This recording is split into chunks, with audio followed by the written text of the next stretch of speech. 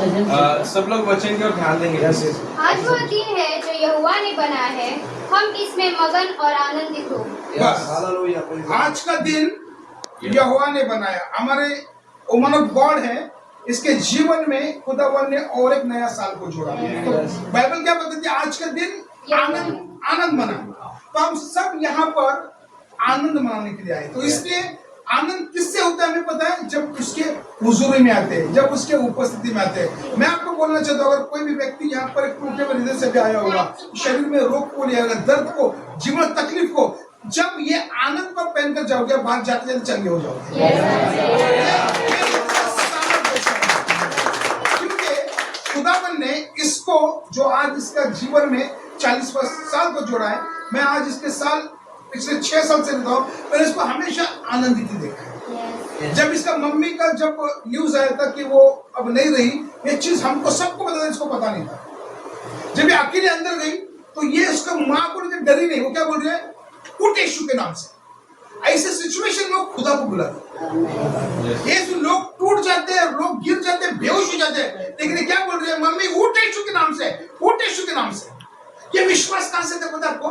जिसके अंदर यीशु बस जाता है, भले कुछ भी हो लाइफ में, हमें फर्क नहीं पड़ता। आज खुदावन ने इसको दुनिया के सारे तकलीफ चला के आज कहां पे लेकर आया? 40 साल। और बाइबल बताती है जो 40 साल है, बाइबल में बहुत इंपॉर्टेंट है। बाइबल में जो नंबर्स है, नंबर्स ध्यान दे, बहुत इंपॉर्टेंट, ध्यान दे नंबर्स पे। एक दर्शाता है एक परमेश्वर, 2 दर्शाता है 2 गवाहों से एक बात को पक्की करो, 3 दर्शाता है पिता पुत्र पवित्र आत्मा, 4 दर्शाता है 4 दिशाएं, 5 दर्शाता है 5 फोल्डिंग मिनिस्ट्री, 6 दर्शाता है मनुष्य, 7 दर्शाता है संपूर्णता, 8 दर्शाता है यीशु मसीह, 9 दर्शाता है 9 वरदान, और 10 दर्शाता है 10 आज्ञाएं। उसी समान 12 दर्शाता है अधिकार को, उसी समान 40 दर्शाता है परिपूर्णता। इसके आगे परिपूर्णता का लाइफ है, इसके आगे जो होगा खुदावन अच्छा करेगा। आप देखिए बाइबल में 40 जो शब्द है, इसको बहुत ज्यादा इंपॉर्टेंट दिया, बहुत ज्यादा। जब परमेश्वर ने सारी पृथ्वी को बनाया, बहुत परमेश्वर ने एक इच्छा के साथ आदम को बनाया, सोचा कि इसके साथ में समय बिताऊंगा। लेकिन जब वो देखा कि आदम का अकेले रहना अच्छा नहीं, तो उसके लिए सहायक के रूप में एक स्त्री को बनाया। वो स्त्री बहक गई। तब बाइबल बताती है कि वो दोनों पाप में गिर गए, वो दोनों पाप में गिर गए, और वो पाप बढ़ता बढ़ता बढ़ता एक ऐसा लेवल पाप है जो खुदावन खुद पछताया कि मैंने किनको बनाया, इनको मैंने मेरे आत्मा से रचा, उसने उनके नथनों में खुदा का श्वास फूका है। हमारे नथनों में खुदा का श्वास है, आदम के नथनों में खुदा का श्वास और पाप कर रहा है। तो खुदा पछताया कि मैंने क्या बना दिया, और इतना पछताया, वो क्या बोले? सबको मैं मार दूंगा, सबको मैं खत्म कर दूंगा।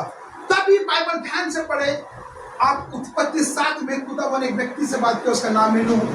बोलते मैंने 40 दिन 40 रात क्या बरसाऊंगा? कितने दिन? 40 दिन 40 रात। जैसे 40 दिन 40 रात बारिश गिरा, जो पापी थे वो सब मर गए। अब एक नया शुरुआत हो रही है। अभी नूह के द्वारा नई शुरुआत हो रही है। 40 दर्शाता है परिपूर्णता को, 40 दर्शाता है एक नई शुरुआत को। खुदावन ने इसके जीवन में 40 साल को जोड़ा है। आगे नई काम होगा, नया बात होगा, जहाँ जॉब मिलेगी, और जो मरेंगे वो उसको उठा के खड़ा करेगी। 40 के बाद खुदावन इसको इस्तेमाल करना शुरू करेगा। 40 दिन 40 रात खुदा ने बारिश गिरा, और इतने लोगों में एक को उसने धर्मी जाना, क्योंकि व्यक्ति परमेश्वर की ओर से चलने वाला व्यक्ति था। खुदा ने वही आत्मा से इसको नवाजा है, क्योंकि मैं इसके साथ रहता, मुझे पता है। 40 दिन 40 दिन। आप देखें एक व्यक्ति जब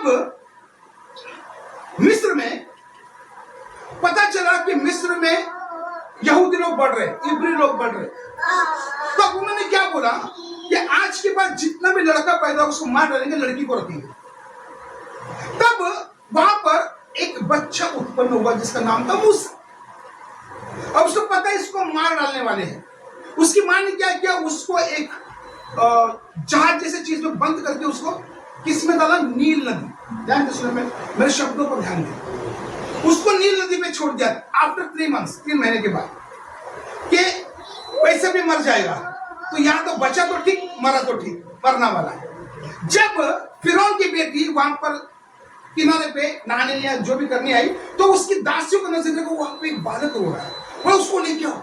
जब देखा तो अंदर बच्चा था, मूसा। मूसा दिखने में बहुत खूबसूरत था, बच्चे में वो थी जैसे हमारा आरोन, वैसा खूबसूरत बच्चा था। हम कैसे अट्रैक्ट होते आरोन को लेके हम लेते, वैसा मूसा। वो लड़की अट्रैक्ट हुई, कौन? दुश्मन की बेटी अट्रैक्ट हो गई। उसने बोला कि इसको हम पालेंगे। तब मूसा की बहन वहां पे खड़ी थी, बोलते कि एक दाई है, उसको बुलाओ क्या? मैं, वो इब्री है। बोले बुला तेरे क्या? उसकी माँ को बोला कि इसको तो दूध पिला।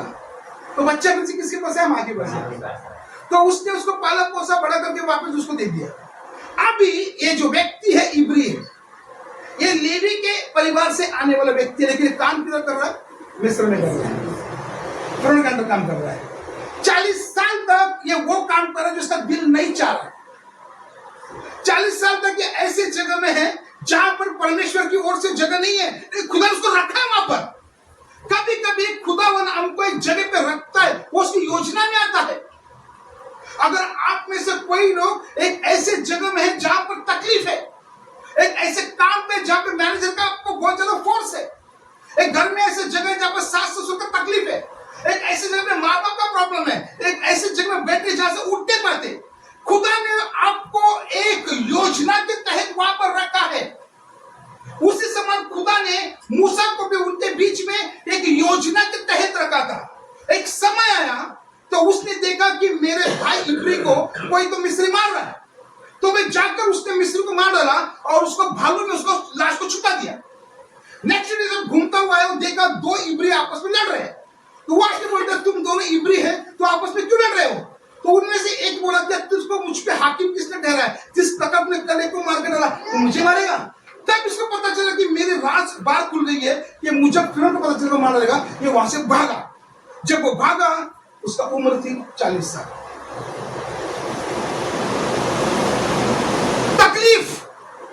तकलीफ ये भागकर किधर गया? मिद्यान में एक जगह पर गया, वहां पर कुछ लड़कियां आई पानी भरने के लिए। वहां पर जो चरवाए थे वो पानी भरने नहीं दे रहे थे, तो मूसा बीच में आके उनके लिए काम किया, तो पानी भरकर चले गए। जब वहां पर व्यक्ति था, उसका नाम था रुएल।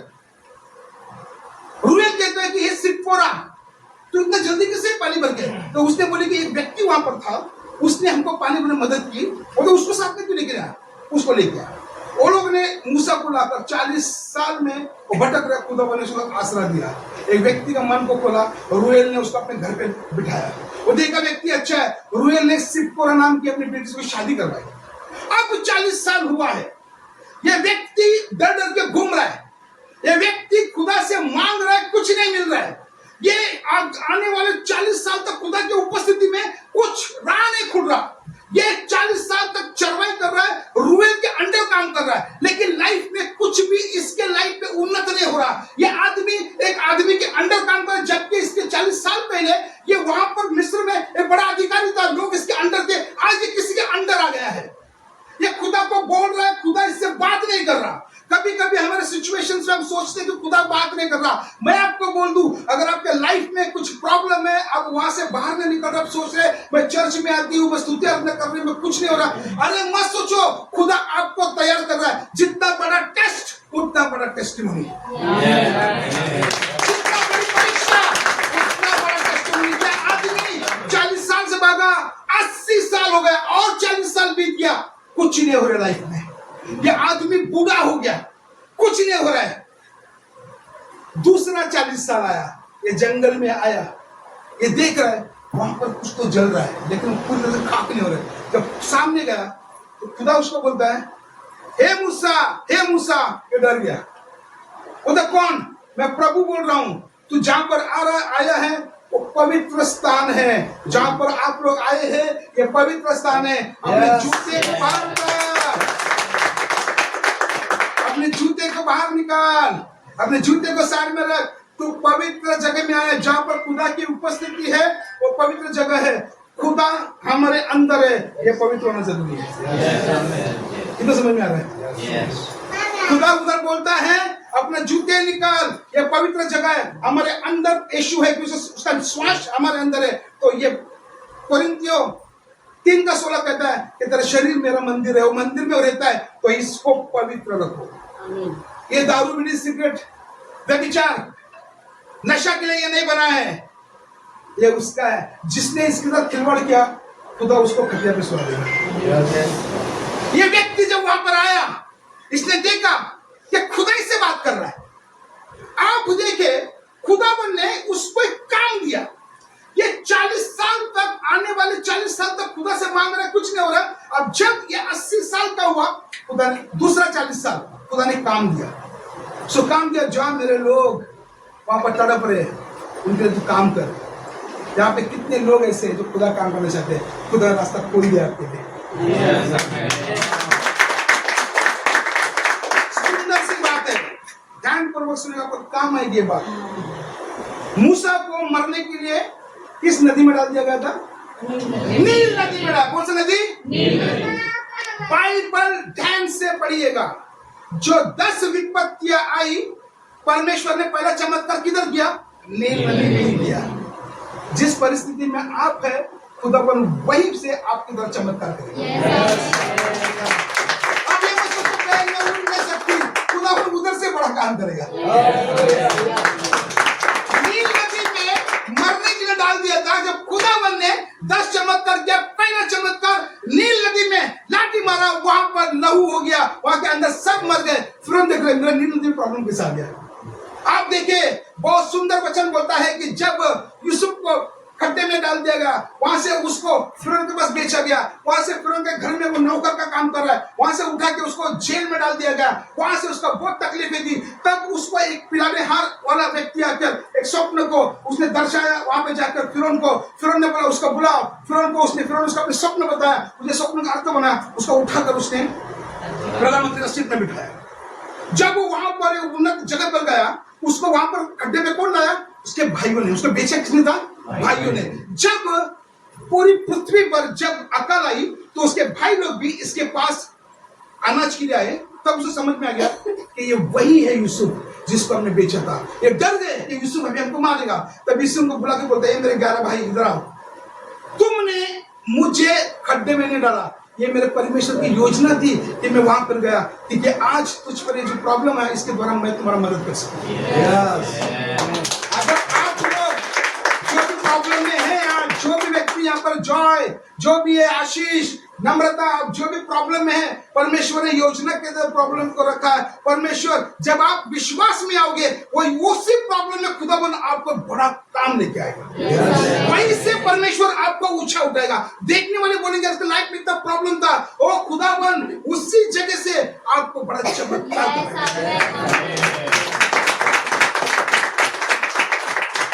ये मेरा यीशु ऐसे कर सकता है, ये मेरा यीशु का काम है।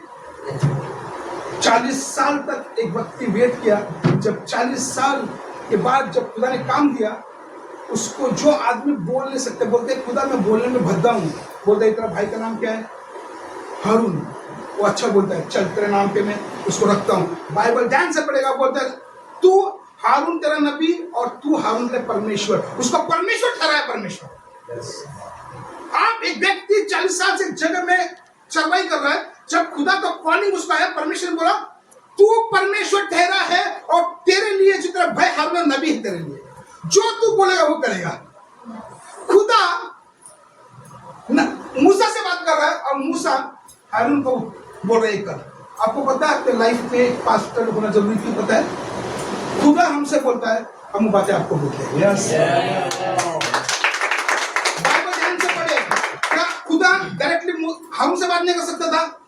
खुदा ने मूसा को बोला, वही बात मूसा ने उठा के हारून को बोला, और हारून तब वो काम कर रहा है। मतलब मूसा से बात कौन कर रहा है? परमेश्वर। आपके लाइफ में एक मैन ऑफ गॉड उम्र बोलना जरूरी है।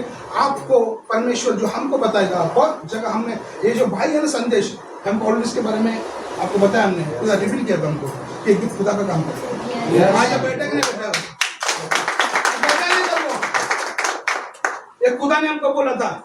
आपको पता खुदा ने हमको बोला था तुम्हारे चर्च में सही लोग लीडरशिप नहीं कर रहे, जॉय को चुनो। खुदा ने उसका नाम बताया। हमने बात शेयर किया था आपसे, जॉय को बताया था आपको, ये बात मैंने बताया ना। तो जॉय का नाम खुदा ने बताया हमको। जॉय जो लीडर बना है, खुदा ने इसको उसका नाम लिया, और जब उसका लीडरशिप किया तब से हमारे चर्च में बहुत अच्छे काम होने लगे। इसके पहले जो लोग थे वो लीडर थे, लेकिन यहाँ की बातें वहाँ बहुत होती थी, चर्च में कोई उन्नति नहीं थी। जब से जॉय आया हमारे चर्च में, हमने एक उन्नत क्षेत्र में आकर चर्च को दिया। खुदा बात करता है। खुदा ने मूसा से बात करना शुरू किया, 40 साल खत्म, खुदा बात कर रहा है। और ये आदमी किसको लेकर चल रहा है? खुदा के लोगों को लेकर चल रहा है। बाइबल बताती है 6,20,000 लोग थे, लेकिन उस समय बच्चों का और औरतों का गिनती नहीं था। अगर बाइबल के जानकार के हिसाब से उस समय लगभग 20 लाख के ऊपर लोग थे, और 20 लाख लोगों को कौन चला रहा है? मूसा अकेला। 20 लाख को कौन चला रहा है? आप सोच रहे सिस्टर में क्या करना चाहता है, मुझे मौका दो। अरे आपने 20 लाख लोगों को चलाओगे एक दिन, तो विश्वास आना चाहिए। बहुत महत्व है। आप देखें, बाइबल ऐसा बताती है, जब यीशु मसीह यरदन पे आए, वहां पर उसने बपतिस्मा लिया और आकाश उसके लिए खुल गई। ऊपर से कबूतर की नहीं, पवित्र आत्मा उसको आकर बैठा, और वो वहां से आत्मा उसको कहां पर लेके गया? जंगल में ले गए। 40 बाइबल बताती है, लूका 4:1 के आगे पढ़ेंगे, 40 दिन बीत गए, तब यीशु को क्या लगी? भूख लगी। ध्यान से सुनो मैं क्या बोलना चाहता हूं। 40 दिन के बाद यीशु को क्या लगी? जैसा उसका 40 दिन खत्म हो गया, उसको गिराने के लिए कौन आया? तब 40 दिन में यह व्यक्ति परिपूर्ण हुआ है। यह व्यक्ति 40 दिन में टोटली परमेश्वर का, खुदा का बंदा हो गया। और उसे शैतान बोलता है, ये रोटी, ये जो पत्थर को तो रोटी बोल, रोटी हो जाएगा। वो बोलता परमेश्वर का तू परीक्षा न कर। शैतान उसको कुछ बोल रहा है और यीशु उसको बाइबल का वचन बोल रहा है। ये सब यीशु ने जितनी बातें बोली शैतान को, ये सब व्यवस्था विवरण में लिखा है। यीशु के अंदर क्या है? बाइबल का वचन। शैतान ने उसको 3 परीक्षा में डाला, और यीशु ने तीनों परीक्षा में उसको बाइबल का वचन बताया। बाइबल बताती है शैतान उसको छोड़कर 40 दिन के बाद क्या? नया दिन, नया जीवन। 40 साल के बाद अब जो मसीह में आपके नया जीवन, शैतान छोड़कर। उसके बाद देखो लूका 4:14, 15, 16, 17 ध्यान से पढ़ो। यीशु एक के बाद एक चमत्कार कर रहा है। अंधे को दिखा रहा है, लंगड़े को चला रहा है, और मरी हुए परिस्थिति बच्चा था उसको ही उठा लिया।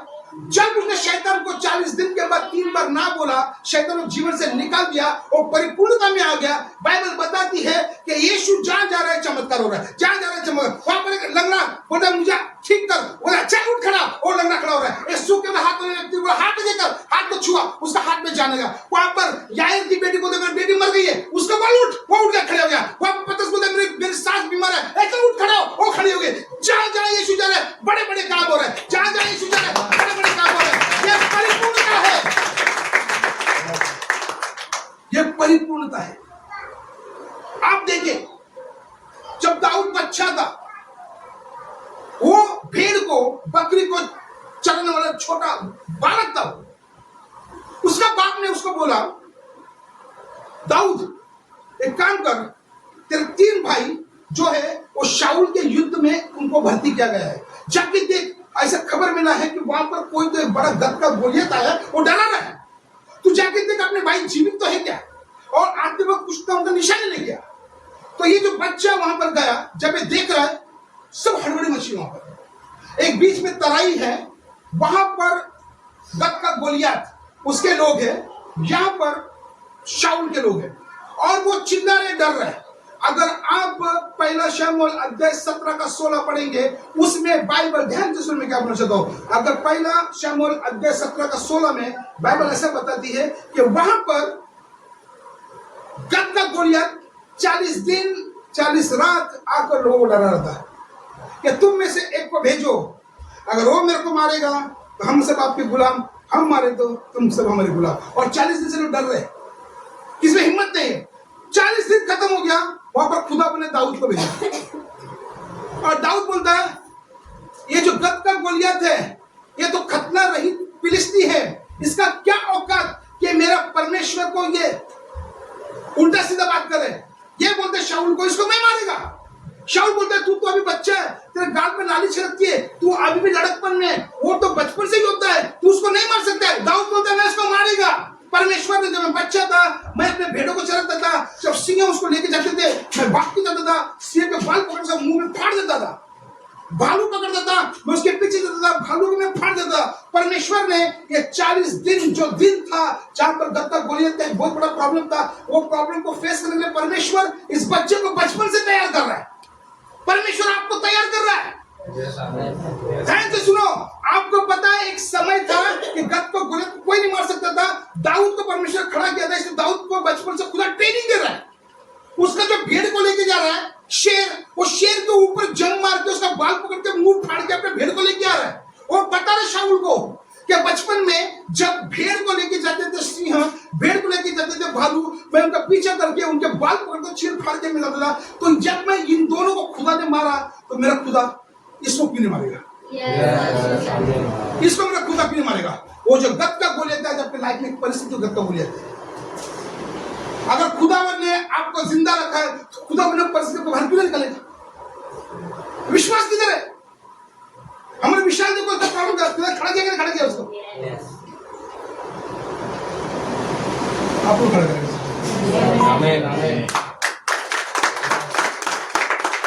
जब वो वहां पर आया, गद का गोलियत बोलता है तू क्या मुझे कुत्ता समझा है?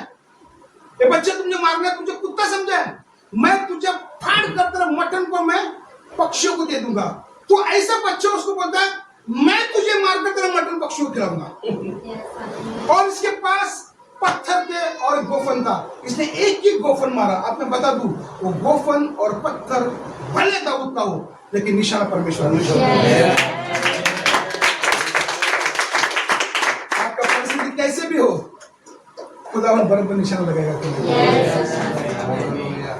एक पत्थर लगा, वो ऐसा गिर गया, इसका ताकत नहीं, मर गया।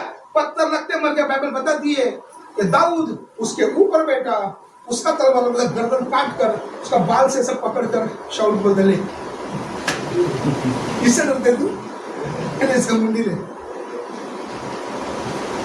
बाद में शाऊल ने इतना प्रसन्न उस बच्चे से, उसने अपने उसके भाई वहां पे भाई के ऊपर भी उसको रख दिया, योद्धा बनाया। इससे बड़े उसका बेटी से शादी करा।